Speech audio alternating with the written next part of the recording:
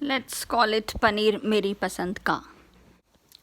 Ingredient you need are big chunks of onion, 2 green chilies according to your taste, 4 to 5 cloves of chopped garlic, 1 tomato, 1 tablespoon of lemon juice, that is also according to your taste, 300 grams paneer, and 2 peppers, green, red, yellow, whatever color you want or as many you want to add, but don't add too much.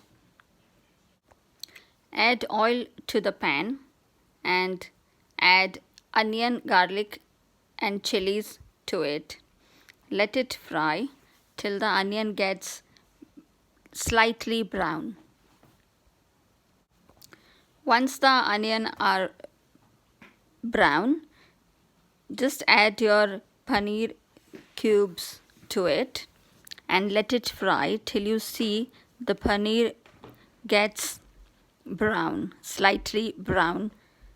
Keep stirring it. Don't let the paneer stick to the pan.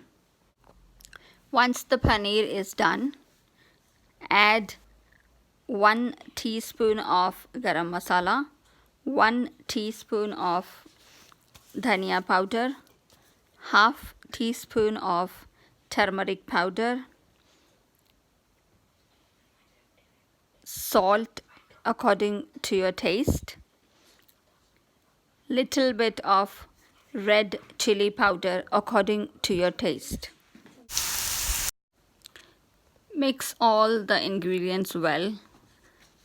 Cover the pan with the lid and let it cook for another 3 to 4 minutes. Keep checking it. Don't let it stick to the pan or get burned.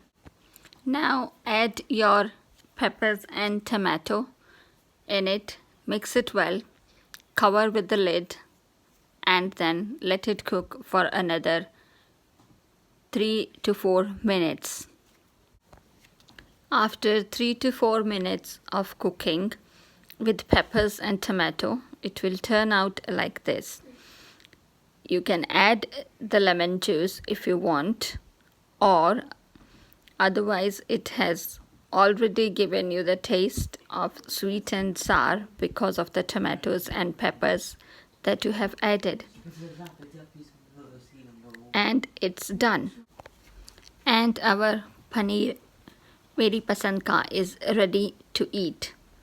You can eat it with chapati or just use it as a starter.